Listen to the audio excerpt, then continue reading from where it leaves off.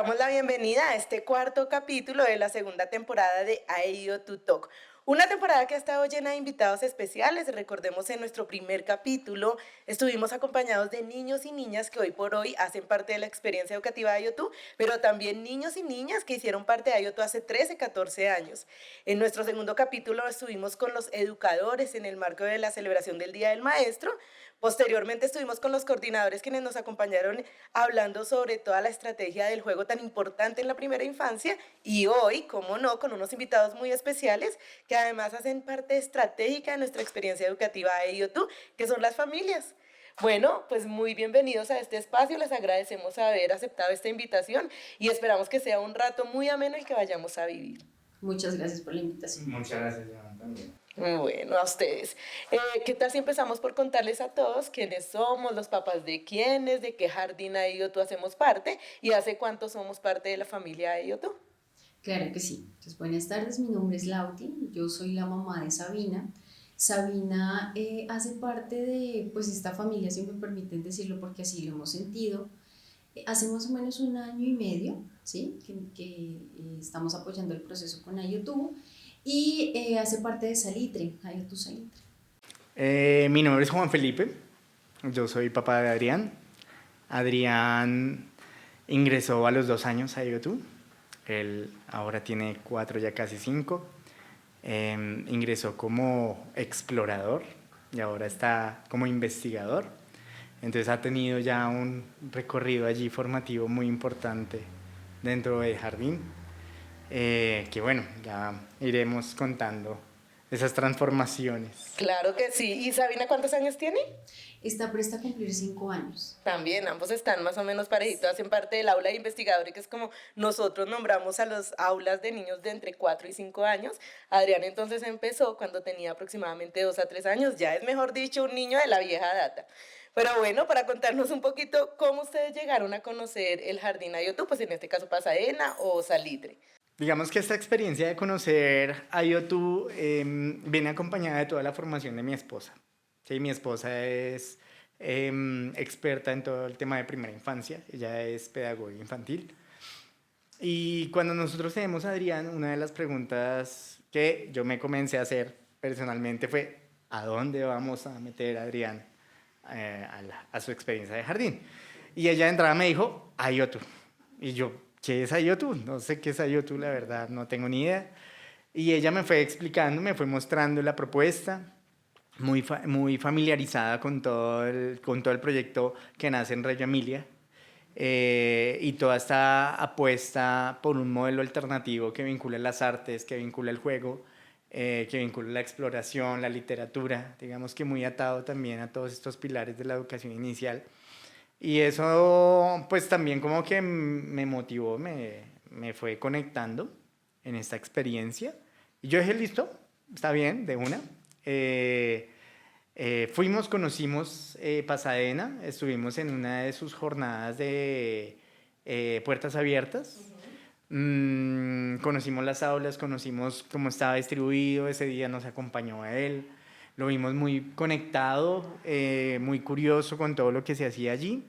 Y bueno, creo que hasta el día de hoy no hemos tenido queja. Hemos estado ahí como muy pendientes, muy conectados de esto que sucede dentro del jardín. Claro que sí. Antes de que Laudi nos cuente, entonces podemos decir que ya era un conocimiento previo que tenían de IoT en la búsqueda. Ya antes de que Adrián naciera, ya más o menos que la mamá tenía claro que si tuviera a su hijo, ya sabía que lo iba a meter en IoT, pues por el conocimiento previo que nos dices. Vamos a ver, Laudi, entonces, ¿cuál es su experiencia? Bueno, para nosotros no fue tan sencillo. Digamos que yo tenía unos aprendizajes previos, pero en torno a que quería que existiera congruencia, ¿sí? Que de verdad ese modelo académico se llevara a la praxis. Pues porque me he encontrado que de pronto no es tan congruente a veces nuestro sistema académico. Entonces, bueno, empecé a hacer indagaciones, revisamos un sinfín de colegios, Sabina en un principio tenía una expectativa muy grande, ya quería jardín desde ya para allá. Y nuestra primera experiencia es que en el jardín donde estuvo nos llamó la atención que pese que ella es muy activa y demás, no se sintió tan cómoda. Entonces, bueno, ahí como que me va a saltar esta parte porque ahí nos llevó como un tiempo reconocer también qué podría estar pasando. Entonces ya después me doy a la tarea de buscar otro tipo, sí, otro tipo de pedagogía donde tuvieran en cuenta la actividad rectora, que en este caso es el juego, pero te repito, que fuera congruente. ¿Mm? Porque muchas veces me encontraba con que nos pedían cartillas, unas cartillas muy grandes que si nos damos cuenta pues no corresponden con sus procesos cognitivos o que en ningún caso va a desarrollar el niño. Entonces, claro, cuando llegamos a YouTube me sumo al discurso, porque claro, cuando llegamos allá, Sabi empieza a revisar todo, pese que ya había tenido esta experiencia que no fue tan grata, de una vez como que se suelta, empieza a interactuar, de una vez va a un salón y empieza a escribir, y nosotros decimos, es efectivamente, pueda que sea acá. Sin embargo, dijimos, como ya trae un aprendizaje previo ahí que no fue tan lindo, pueda que nos tome tiempo, o sorpresa que no. Pasado, no sé, 1 o 2 días, pues ella es como siempre, ¿no? El proceso de adaptación, pero para ella era muy ameno, vamos al jardín. Con Sabi nos sucede algo diferente y es que Sabi, el jardín nos queda más o menos a 2 horas de donde vivimos. Entonces es todas las mañanas, importante porque es un recorrido, pero pese a que de pronto tiene que madrugar un poco más, lo hace con todo el amor.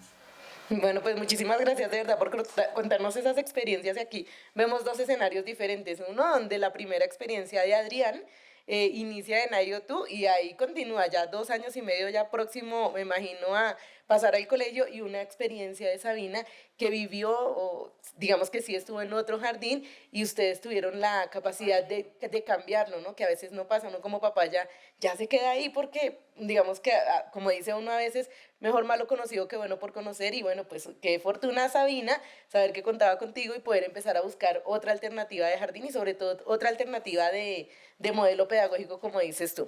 Cuando los dos hicieron las visitas, tú en el Casa Abierta y tú cuando hiciste la visita en esa que nos cuentas que Sabina ya empezó, a ustedes como papás, no solamente a Adriana y a Sabina, ¿qué fue lo que más les impactó? ¿Qué fue lo que más les llamó la atención de ahí? O tú de primera se dijeron, este es porque lo que más me gusta es... En mi caso, la evaluación por dimensiones. No, eso para mí fue increíble, ¿sí? Eso fue como wow, porque actualmente no tenemos muchas instituciones que evalúen por dimensiones, entonces fue importante. Segundo, que tuvieran en cuenta los procesos cognitivos. Para mí que los llamen investigadores, exploradores, caminantes, es como sabemos, sí, nos estamos preparando y de verdad sabemos en qué momento se encuentra el niño. Entonces yo dije, claro, automáticamente diría, yo pensaría que están adaptando las actividades de acuerdo a su proceso madurativo. Y otra cosa sí que me impactó mucho, que las instalaciones están totalmente adaptadas a ellos. Entonces era como, era un lugar muy lindo, muy diminuto, muy pequeñito, los baños, su cocina, la cocina donde los llevan a explorar, todo eso nos encantó también. Un poco el ambiente, ¿no? Sí. Puede ser diferente como el espacio, las aulas donde los niños van a estar. Te voy a sumar otra cosa que me encantó, el espacio donde una vez ellos llegan por la mañana, se reúnen, ¿sí? En sus jovencitos se sientan y hablan del día. Entonces, no, increíble también. Bueno, muchas gracias. Y Sí, yo Juan creo que Felipe. aquí hay cosas que nos conectan, que están por fuera de los estereotipos, ¿no? Y sobre todo esas miradas que hay sobre la infancia, de que a veces uno ve jardines que están llenos de muñequitos y, y decoraciones con las que pues nosotros a veces somos un poco críticos y distantes. Entonces eso, digamos, de entrada nos dio mucha confianza en el jardín, que tú cuando entras al jardín, tú no ves nada de eso, tú ves es la voz de las niñas y los niños que habitan el jardín, sus producciones, la forma como están dispuestos los espacios. Hubo un día de este año, ya no recuerdo, que lo recibieron con una caja y luces por dentro, entonces era el túnel y entraban y yo dije, uy, eso está maravilloso, está genial. Y hay algo que a mí también me parece muy bonito y es el amor y el respeto de las maestras hacia los niños y las niñas. Sí, creo que esas formas de acercarse son muy respetuosas y eso es algo que nosotros valoramos muchísimo. Nosotros valoramos muchísimo, muchísimo porque, claro, uno ve que no es así en todo lado, ¿sí? y que la voz del adulto es la que prima. Entonces, esto es muy importante, esto sí es muy, muy importante para nosotros, el reconocimiento de ellos y eso. Bueno, pues muy satisfactorio de verdad escucharlos porque justo han nombrado como varios de los aspectos que son muy importantes en nuestra experiencia educativa, así claro, inspirados en la filosofía de Reggio Emilia, pero es eso, el ambiente, que el ambiente sea diferente y que sea dispuesto para los niños, por y para los niños, pues vemos que sí está haciendo ese reflejo y esa identidad de los niños y las relaciones e interacciones que cuidamos mucho en IOTU porque claramente a veces, de hecho con los mismos ambientes, pues de nada vale tener una aula muy bonita si vemos que todavía tenemos maestros que trabajan desde unos estilos de autoridad pues todavía muy autoritarios, muy, no tan democráticos, no tan participativos. La participación del niño para nosotros es vital y pues vemos que eso sí está pasando y es un reflejo. Sin embargo, hay una pregunta que nos surge también es, como papás, yo también soy mamá y uno con su primer hijo, ambos son papás de hijos únicos, ¿no? Sí. Pero uno con su primer hijo siempre igual pasa que uno tiene muchos temores y digamos que dejar su, como uno dice, dejar su mayor tesoro en la vida en manos de quien causa mucho temor. Nos gustaría saber cuál fue ese mayor temor que ustedes tuvieron al momento de decidir inscribir a los hijos en alguno de los jardines, bueno, en el jardín de IOTU especialmente. Una de las expectativas que nosotros tuvimos cuando nos acercamos a IOTU era saber si este era el lugar preciso para que nuestro hijo desarrollara todas las capacidades que veníamos pues como sembrando en él.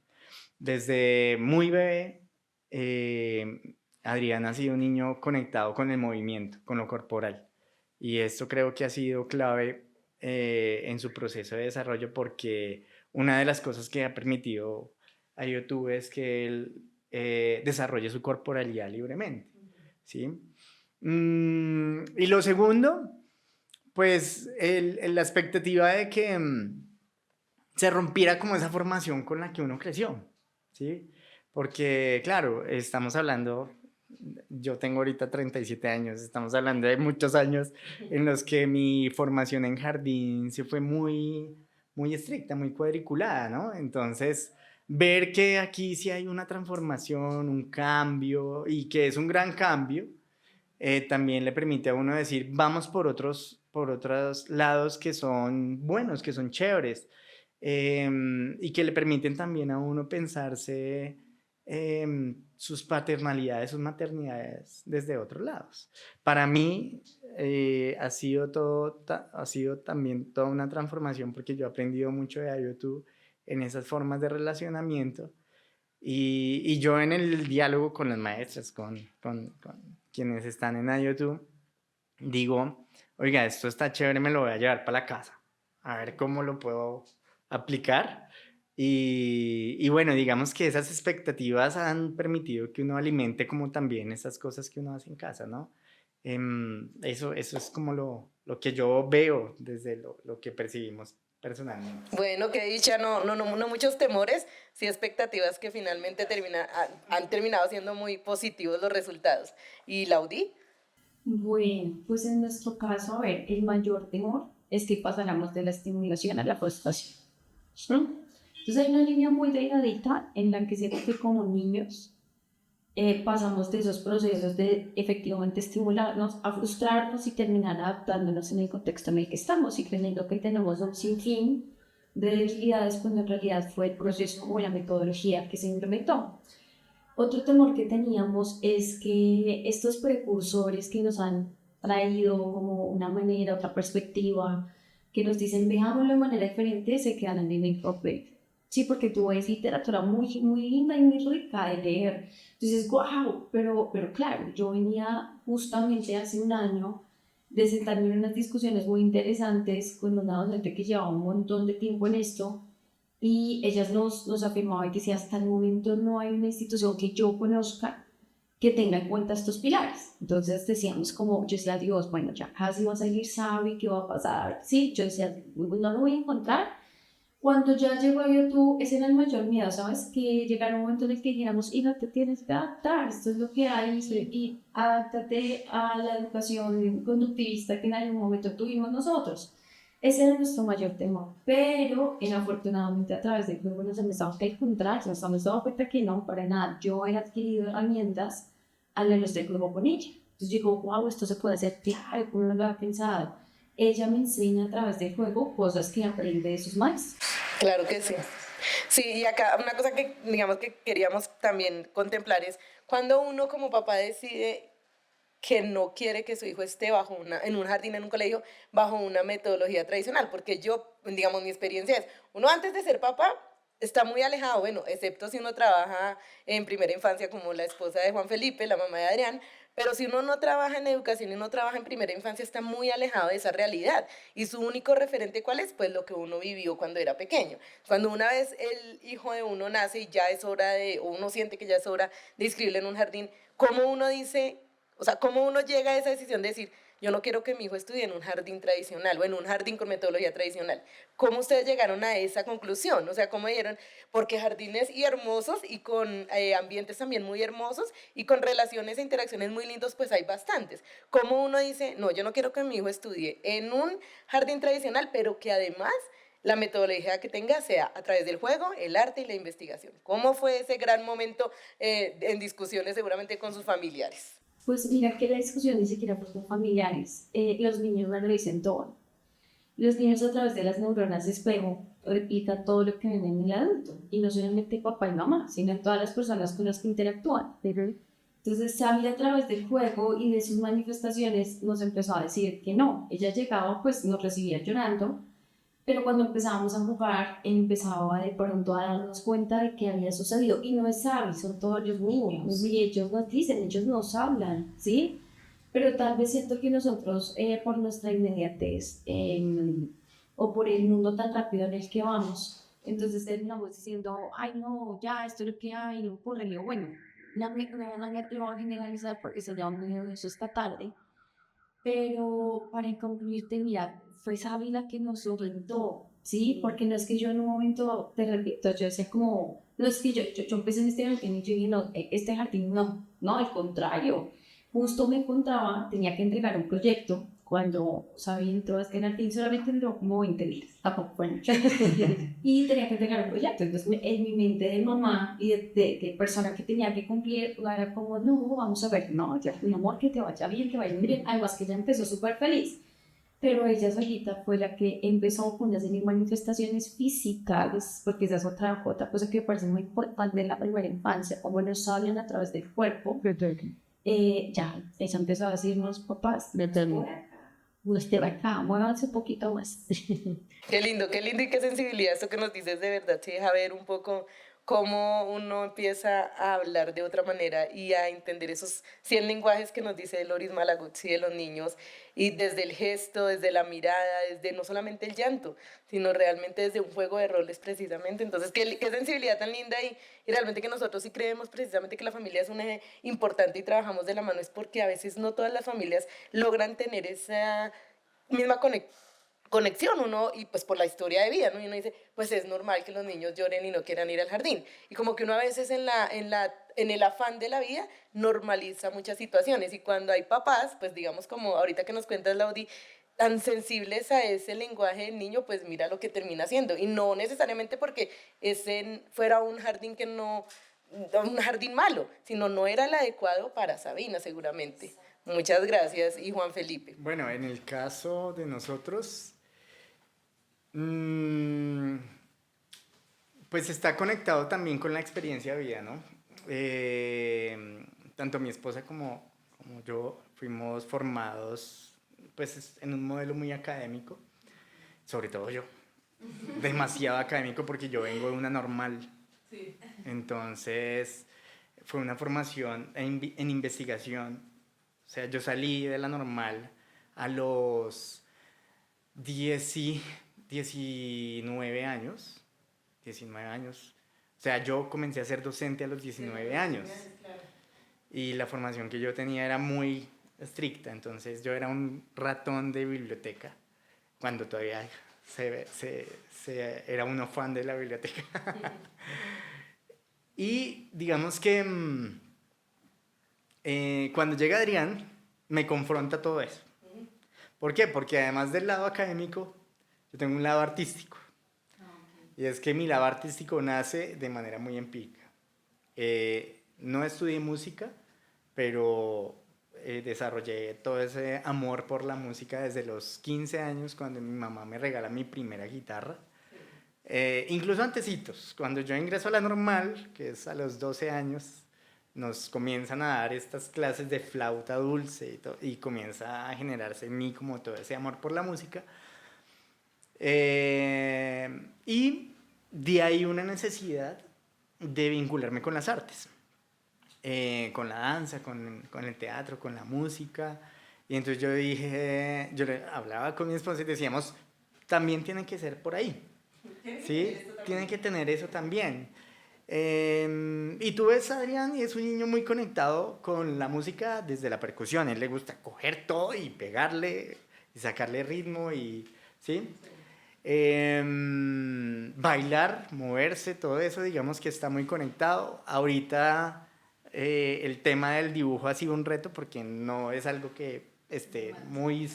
A mí no, yo no dibujo, mi esposa no dibuja, entonces no es algo que esté en ese asunto de despejo, pero sí la música y el movimiento corporal y todo esto. Entonces dijimos, tiene que tener eso.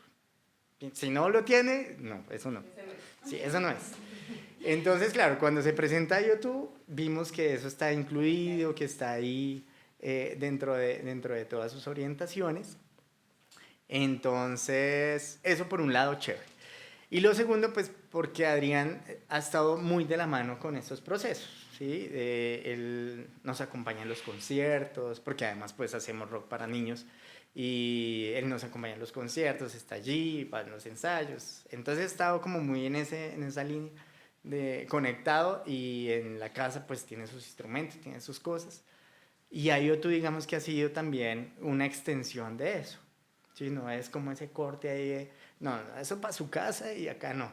No, es como que hay una extensión allí de estas cosas.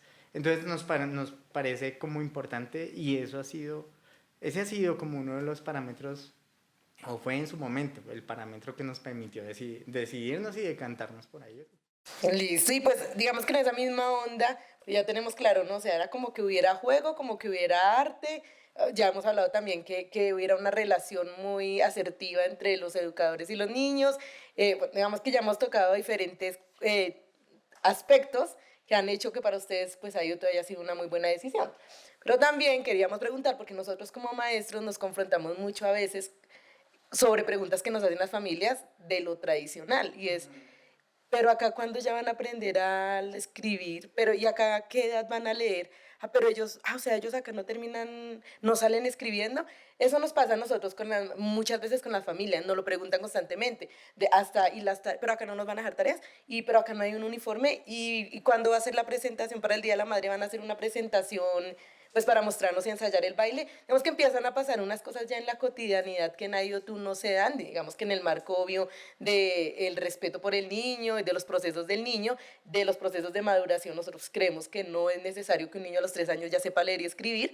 Entonces, como que en ese orden nosotros nos vemos con las familias tratando de responderles como a través de nuestro modelo pedagógico, pues lo más importante por ahora es el juego, el arte, la investigación, que lo otro va a llegar de una manera más fluida. ¿A ustedes les pasó en algún momento dijeron, o sea, sí nos encanta esto, pero y ahorita, sobre todo que ambos están ya prontos a acercarse al colegio formal, donde seguramente van a encontrar en el primer capítulo, veíamos a una niña que tiene ahorita como 13 años, creo, no recuerdo, mentiras, menos, como 8 o 9 años, que está en el colegio, y ella misma dice como, pues, es que ahí en el colegio ya no jugamos tanto, y ella misma va a tener que, o sea, los niños van a tener ese momento de encontrarse con un tipo de educación, aun cuando no sea tradicional, pues sí es otro tipo, por sus niveles de maduración. ¿Cuándo ustedes han dicho, o qué momentos han dicho, pero ¿y cuándo va a pasar esto? ¿Algún temor frente a eso? ¿Algún momento que digan, ¿y será que lo sacamos un ratico de YouTube para que ya se vaya preparando para el colegio? ¿O están muy tranquilos también a través del acompañamiento de las maestras en ese sentido?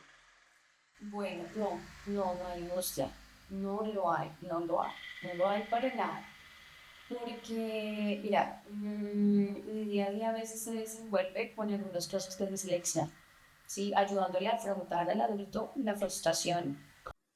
Entonces, no es algo que en este momento yo diga, no, pues al contrario, ¿sí? Como te repito que ya me gustaba el tema, hay un libro muy bonito que se llama Neurociencias en el Aula y nos explica todo esto. Entonces, claro, cuando yo llego acá, me siento fácil, yo salgo de cartel y yo siempre digo, "Ay, me encontré, de verdad encontré la congruencia que tanto estaba buscando". Y claro, sin embargo, en el fondo yo tenía como, ¿sabes? Como esa... Inquietud, No, curiosidad. no, es eso como que tú quieres que la vida te sorprenda, que tú quieres como, bueno, voy a ver qué es lo que va a pasar, ¿sí? Puede que yo también quiero revisar. No, yo hoy por hoy Sabina nos hace sorprender de una manera. El que ella diga, mami, mira que te dice esta carta, que eso no lo dice, no, yo tú, te dice esta carta. Mira, hija, ¿qué dice ahí? Entonces ya te lee. O ella sola, Sabina es una persona, o sí, una niña que no le gusta la imposición. Entonces tú le dices, amorcita, vamos a leer, y ella te va a decir, no, vamos a dormir. ¿Sí me voy a entender? Entonces que ella sola se acerque y te diga, mami, ¿cómo se escribe? Sabina es con la sa, ¿sí? Y empieza a ponernos ejemplos, y les repito, ella es la que me está enseñando ahorita algo aquí. Pero yo, oh, wow, esto me sirve. O hace poco, a través del juego, me sientan. Entonces yo era la hija. Te sientas y vas a hacer un favor y buscas en esta revista todas las S. ¿Por cuál empieza tu nombre? Por búscalas. No, me hago entender. Ahora cuando tengo la oportunidad de hacer el paralelo por la dinámica laboral y cuando yo me doy cuenta que al contrario me pongo otra frustración, me cuento que la está pasando mal, que está llorando y que de verdad está diciendo no es que yo no quiera, ¿sí? Es que en este momento mi cerebro no se encuentra totalmente enfrentado. Entonces aquí yo sé que va a generar una controversia muy grande porque alguien va a decir no, pero a mí no me pasó esto, ¿sí? Yo aprendí a escribir y a leer, todo fue maravilloso. Sí. Pero debemos entender que no todos nos ajustamos a la misma dinámica y algunos perfectos tomaron la dinámica maravillosa, pero otros sí nos hubiera gustado que nos hubieran esperado cuando era el momento. Es que no estamos diciendo que estamos tarde, no estamos diciendo tiene 11 años y no sabe leer, pues claro, qué barbarie, ¿qué estamos haciendo? ¿Sí? Estamos diciendo simplemente es que todo a su tiempo y en el momento que tenga que ser. Yo no le voy a quitar el pañal a los 8 meses porque ya quiero que haga chichi, mira que me vayas de chichi a los 8. No, sí, vivimos también en una falda constante que yo digo, vamos, o sea, tenemos más que rápido lento, ¿saben qué? Lo quiero resumir en algo. Y si nos damos la oportunidad de entender qué es lo que está dispuesto y hasta dónde puede llegar, y a la luz de eso simplemente también es una conversación, te das cuenta que es diferente lo que puedo llegar a pedirle al niño.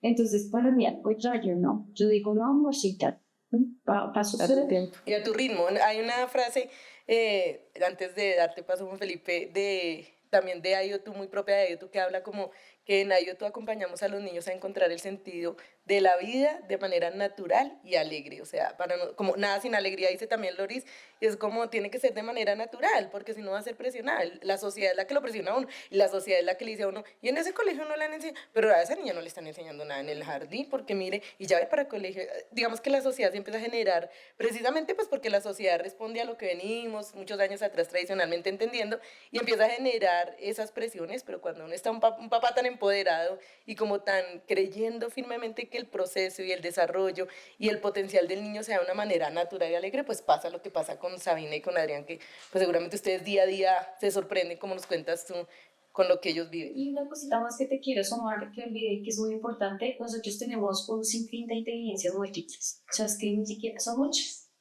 Y a veces nos damos cuenta que nos centramos solamente en dos, ¿sí? Lógico, matemática y lectoescritura, y las demás, seis. El desarrollo socioemocional, por ejemplo, que es tan importante. Juan Felipe, cuéntanos. Pues mira que yo escuchando a Laudi, es que estas conversaciones, yo no sé, se alargan a veces. Pero yo les voy a contar la anécdota de mi vida respecto a esto antes de responder. Y es que yo no aprendí a leer sino hasta los 15 años. Es decir, aprendí el sentido de lo que es leer, ¿sí? Leer convencionalmente, ¿no? Sobre todo que me apasionara leer, porque a mí en la escuela no me gustaba leer, o sea, nunca me gustó leer, a pesar de saber uno decodificar, nunca me gustó leer. O sea, la María, todos estos textos que por currículo le ponen a uno en el colegio, o no sé si lo ponen ahora. Nunca me gustó acercarme a la literatura de esa manera. ¿Y por qué digo que aprendí a leer a los 15 años? porque es en mi ciclo de profundización, cuando yo me encuentro con cosas que realmente me interesan y que me permiten a mí generar un sentido crítico desde mi pensamiento, es decir, cosas que me conectaron para poder hacer que mis pensamientos crecieran, ¿sí? Y yo traigo a colación esta anécdota, ¿por qué? Porque nosotros como papás, como mamás, a veces estamos en el afán de que nuestros hijos aprendan a leer, entre comillas, creyendo que decodificar es aprender a leer.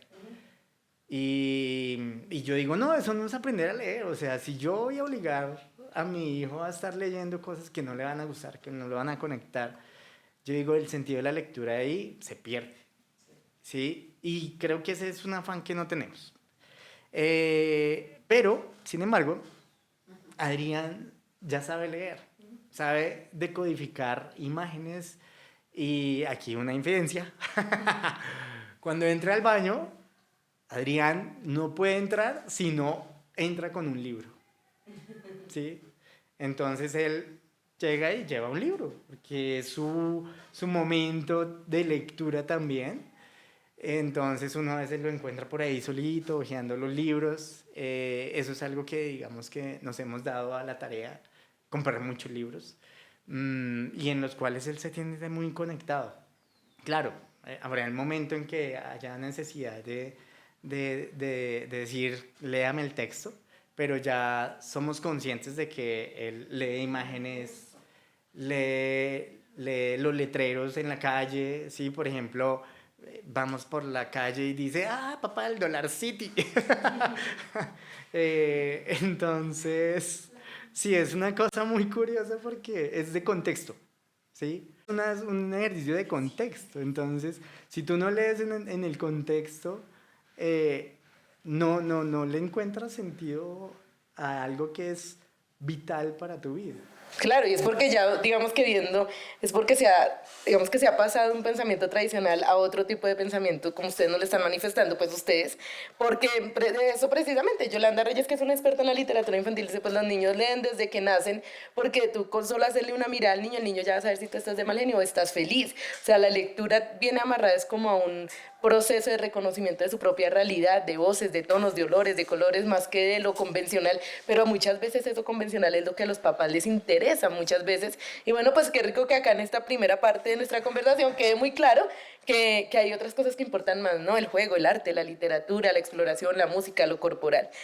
Pero qué pena te interrumpo, Joana, y me uno también a lo que decía Laudía hace un momento, que lo socioemocional es muy importante en esos procesos, ¿no? Porque uno ve que la literatura de todas maneras sí conecta con eso emocional. ¿Sí? Y nosotros nos damos cuenta, por ejemplo, nosotros leemos en la noche, entonces hay cuentos, digamos, que desde lo emocional cuestionan a Adrián, es decir, papá, ¿y por qué se puso triste?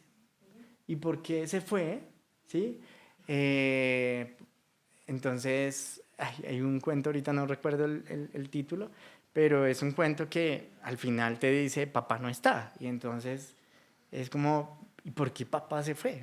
Entonces, eso emocional que uno comienza ahí a mediar y uno como que, ¿y ahora qué le digo? Entonces, es muy, muy importante y creo que la lectura moviliza mucho esa parte también. Claro, es una herramienta para muchos procesos, para dejar el pañal, para entender, para comprender emociones.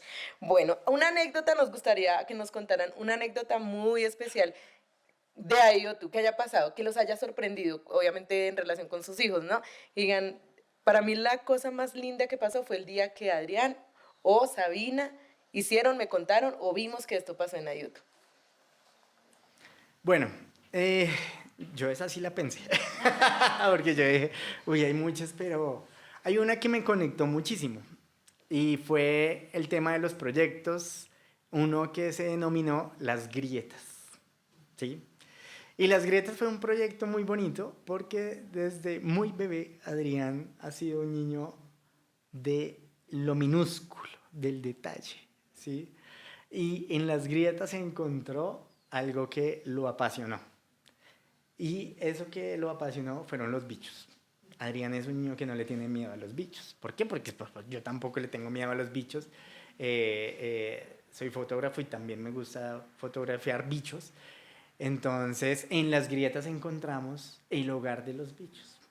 Y allí fue todo un encuentro con el tema del cuidado de las hormigas, de las arañas, de los marranitos, etcétera, etcétera.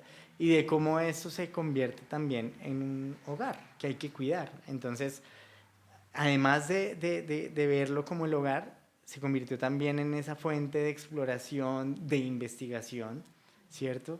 Y esto a mí me pareció muy bonito porque cuando todos los niños comienzan a decir, ay, mire, la grieta, pues claro, al principio uno de adulto dice, pues las grietas, o sea, ¿qué van a investigar en las grietas? Pero le enseña a uno también que esto se convierte en un universo ahí de aprendizajes, ¿no? Y ver cómo eso se ve manifestado en el panel que está en la entrada del jardín, pues uno dice, oiga, tan bonito también como todas estas cosas están representadas desde la voz de ellos. De la voz de ellos, claro que sí, para aclararles un poquito a todos, pues el panel hace parte de un proceso de documentación que registran las maestras en el marco de los proyectos que hacen los niños, pues ponemos un panel de documentación donde se registra todas esas experiencias que viven los niños a nivel de fotografía, donde ponemos las voces de los niños, entonces eso es un panel en IoT y pues precisamente lo estás trayendo a colación porque esa gran anécdota hizo parte de un proyecto de investigación de las grietas. Muchas gracias por compartirlo. Y Laudi.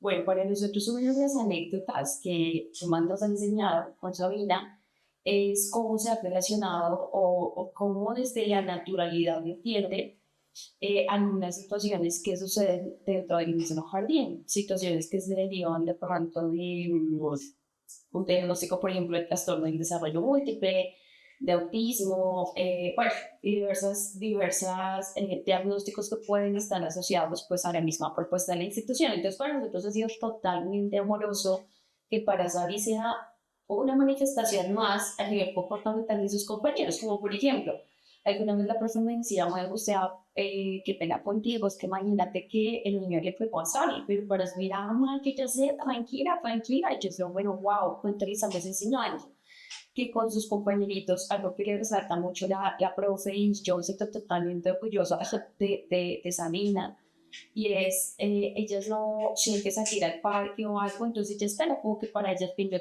todo vamos a salir, sí, entonces que ella ya esté, de verdad, como deberíamos verlo todos los seres humanos, y entonces teniendo cualidad, desde que somos seres tan independientes, individuales y diversos, que para esto ya sea eso, es una anécdota muy valiosa y una realidad muy, muy grata. Gracias por eso. No, a usted de verdad por compartirnos y qué rico que lo traigas a colación y es también cómo las familias empiezan a sensibilizarse ante la diferencia, sea cual sea, niños en situación de migración, niños de otros países, niños con diferentes diagnósticos, como desde IoT y desde la propuesta los niños empiezan a verlo con naturalidad y actuar en función de eso que pasa, atendiendo un poco a ese enfoque de equidad y de inclusión que pues desde IoT estamos manejando.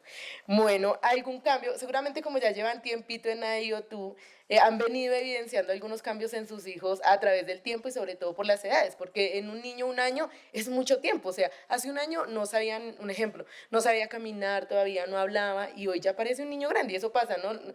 Este es tu hijo, pero ya parece todo un grandote porque pasa mucho tiempo, o sea, en la edad de los niños el tiempo es muy largo y los procesos que se dan de desarrollo en 5 años pues son los que nos marcan todo el camino.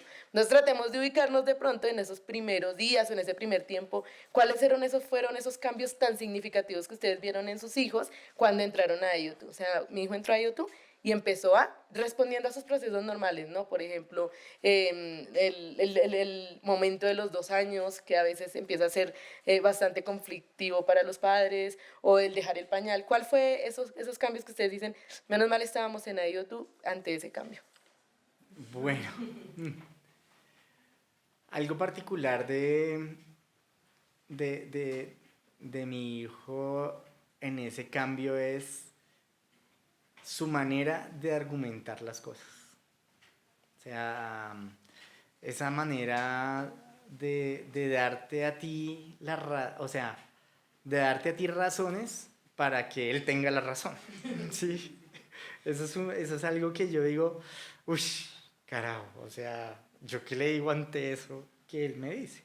Y sobre todo porque desarrolló el diálogo de una manera pues súper disparada.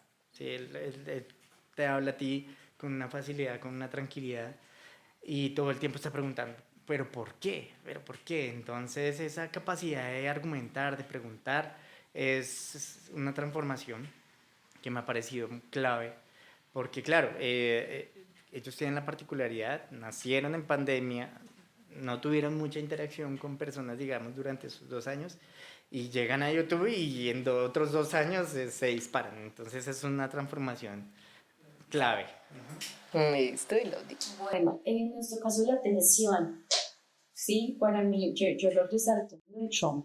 Sabía ahora se puede quedar un fragmento importante de tiempo atendiendo, o que tú le hables, o si le pones algo, si le lees antes, ¿no? O sea, pues, no. Y ahorita siento que está un poquito más de lo que se esperaría por la edad. Eso me parece grandioso.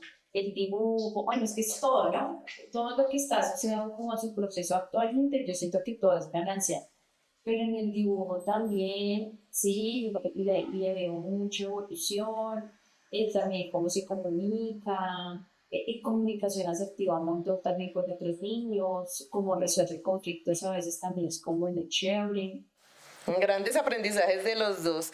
Muchas gracias también por compartir. Y ya vamos a pensar un poquito en este último espacio de nuestra conversación y es como en ese papel que juega la familia. Entonces voy a poner estas situaciones. Cuando uno está en algunos jardines, a mí me pasó también con mis hijos y pasa con colegios, es como que uno llega hasta la puerta, deja a su hijo, se despide, se regresa y luego vuelve por él, ¿no? O sea, como que el papel de la familia se vuelve un poco de un agente externo que trae a su hijo a quien convocamos cada tanto tiempo para contarles cómo va su niño en el desarrollo. Ese muchas veces es el papel de la familia en la educación, sobre todo en la educación tradicional. Nos gustaría entonces que ahora nos cuenten cómo ustedes han visto ese involucramiento de la familia, y no solo de la familia, sino como de la comunidad en general en los procesos de aprendizaje y desarrollo de sus hijos estando en IOT. No, pues en eso también totalmente encantados y enamorados. El hecho de que en los primeros momentos te permitan desayunar con el niño, ¿sí? Acompañarlo. Digamos que al principio, pues en Salitre no habían tantos niños y esto se facilitaba, ¿no? Pero en algún momento hicimos el ejercicio con Sabi, es que pues yo la acompañé a desayunar mientras hacíamos el tránsito y yo saqué también mi fruta. Eso me pareció muy amoroso y para ella fue como, manito, que también desayunas. El hecho de que nosotros podamos ingresar, ¿sí? Porque no es algo como que te cierran la puerta, a veces podemos, yo sé, hasta como esperar un Uber, como mientras no está en el parque.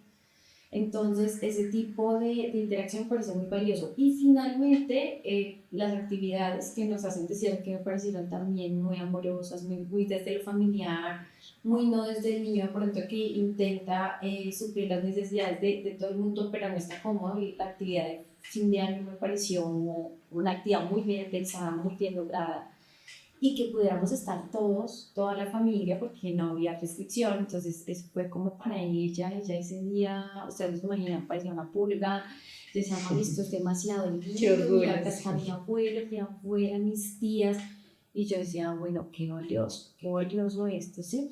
Y otra cosa que antes de finalizar, que tengo que aplaudirles mucho, el tema del dulce.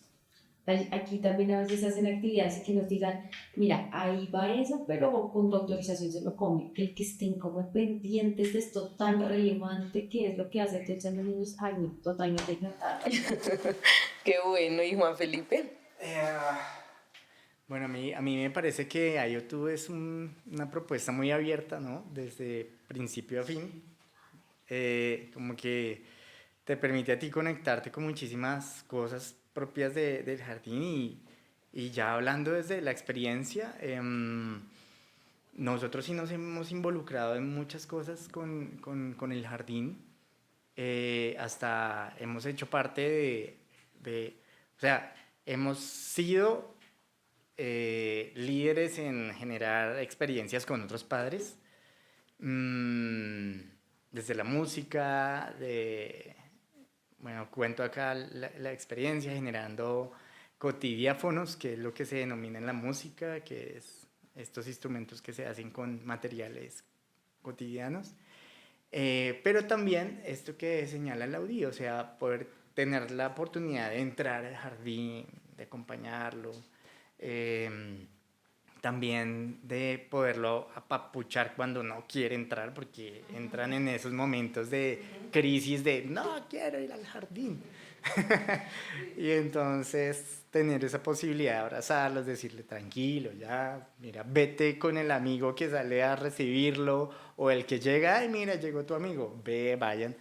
Digamos que eso es muy chévere. Y lo otro, ya con la comunidad, es la posibilidad y la oportunidad que se da el jardín de apropiar espacios del exterior, ¿no? Entonces hemos tenido una serie de experiencias en el Parque de Pasadena, donde nos hemos conectado ahí como papás para reconocernos, para identificar también con quienes es que compartimos este entorno. Y tener otros espacios de diálogo con las maestras, de conocernos también, de compartir las experiencias de vida.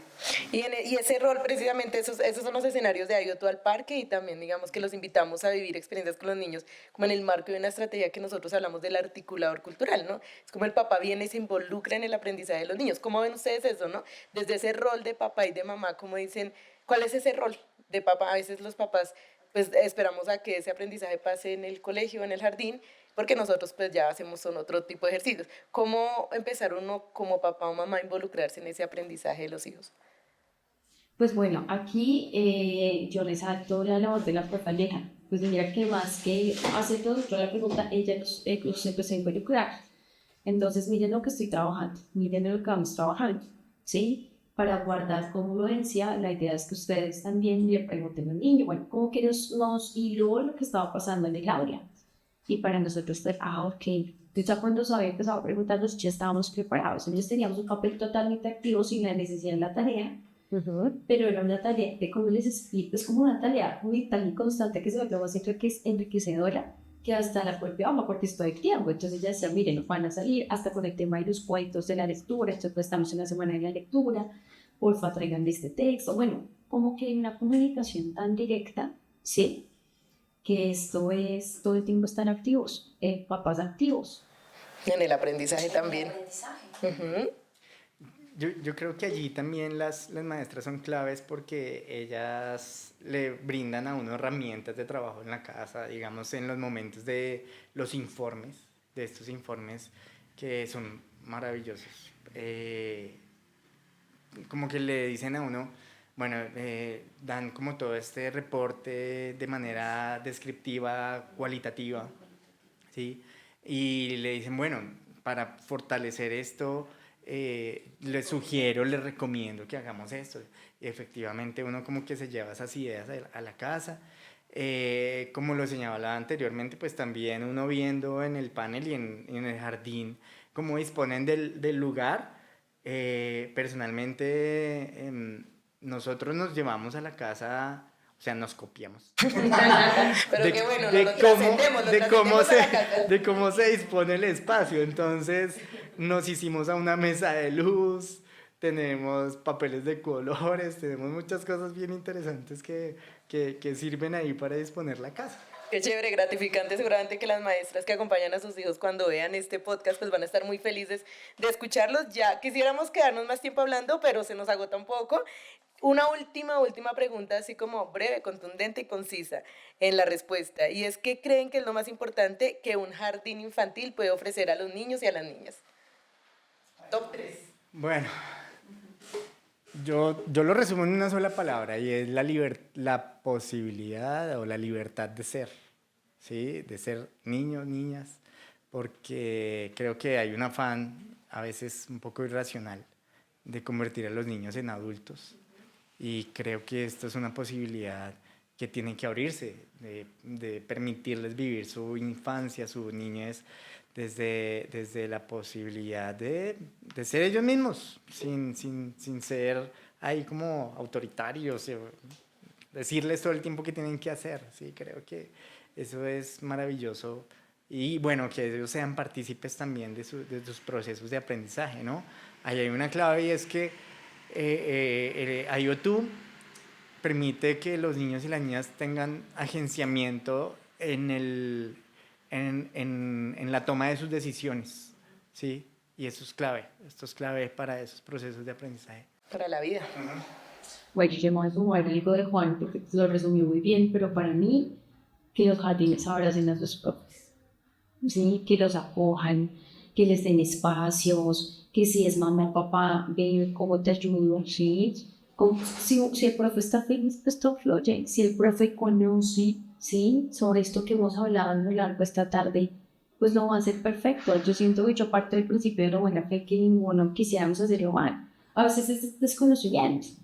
Entonces, que los jardines abracen, codifiquen, dediquen tiempo de capacitación, consentirlos económicamente, también emocionalmente, también pedagógicamente. Yo siento que todo eso ayuda a tener.